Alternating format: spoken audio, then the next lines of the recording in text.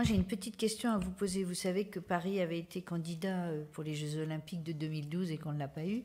Vu les difficultés qu'il y a, quelle est votre réflexion? Il y aurait certainement eu des problèmes. Et est-ce que ça a pu jouer dans le refus que ce soit Paris au lieu de Londres? Et puis j'ai une dernière petite question. Je suis allée récemment lors d'une mission parlementaire à Doha, au Qatar. Alors est-ce le hasard du soir où on y était tous, mais on n'a pas vu un autre avion que Air Qatar. Alors, est-ce que Air France se pose à Doha? Ça nous a vraiment intrigués. Je ne sais pas si c'était le hasard.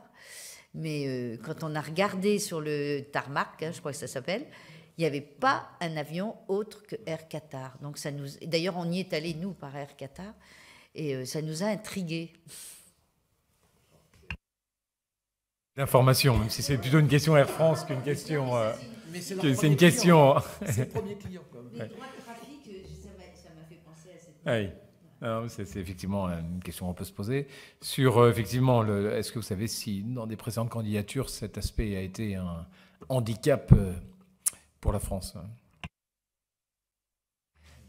Alors, toutes ces questions sont excellentes. Je crains de vous décevoir quant aux réponses. Pour ce qui est du Qatar, je serais tout à fait désireux d'aller faire une mission avec vous, d'ailleurs, pour découvrir un peu plus et aller faire au passage un peu de comparaison avec l'aéroport de Doha. D'autant que je ne suis pas certain que nous soyons intervenus sur l'aéroport de Doha. Le groupe ADP est de plus en plus présent à l'étranger pour ce qui concerne l'ingénierie des aéroports. Et nous sommes intervenus sur pas mal d'aéroports dans la région. Je pense celui d'Abu Dhabi par exemple, voilà, mais à Doha, je ne crois pas. Donc il y a sûrement un marché qu'il faut qu'on aille conquérir. Oui, les aéroports de la région, de toute façon, sont tous, ils ont l'avantage effectivement d'avoir pu être conçus très récemment et en un seul bloc. Donc il n'y a pas les inconvénients que je mentionnais tout à l'heure pour Roissy. Alors très honnêtement, je ne connais pas la politique de desserte d'Air France entre le Qatar et la France, donc je suis bien incapable de répondre à votre question. Sur la question des Jeux Olympiques, je n'ai pas non plus de réponse détaillée sur le sujet, et puis on sait bien que différents facteurs sont intervenus, notamment pour l'attribution un peu in extremis des Jeux Olympiques à Londres, alors que Paris paraissait avoir un dossier assez solide.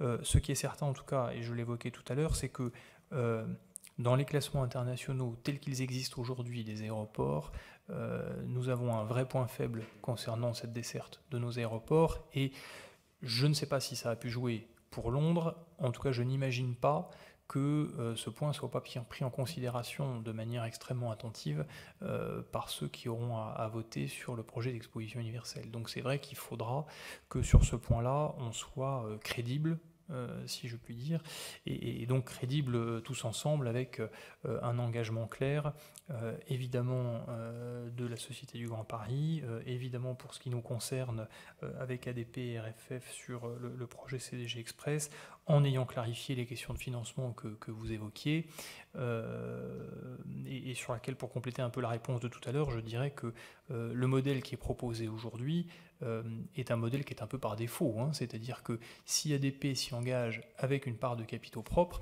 ça n'est pas avec un enthousiasme démesuré, mais parce que on aurait pu considérer, c'était la vision qui prévalait jusque-là, que l'aéroport commençait à la porte de l'aéroport. Aujourd'hui, le PDG et l'entreprise ont pris conscience que si nous restions sur cette vision, personne ne se sentirait vraiment en charge et personne n'aurait, y compris matériellement, les moyens de s'engager vraiment sur le lien entre le centre-ville et l'aéroport. Et c'est pour ça qu'en quelque sorte, nous avons étendu notre vision de l'aéroport pour aller jusqu'au centre-ville, et qu'on l'étend y compris sur le plan financier.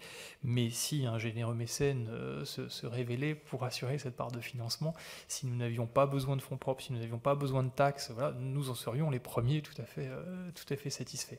Donc voilà, sans pouvoir répondre précisément à votre question, il est certain en tout cas que c'est un élément majeur dans une candidature, ça me paraît tout à fait clair.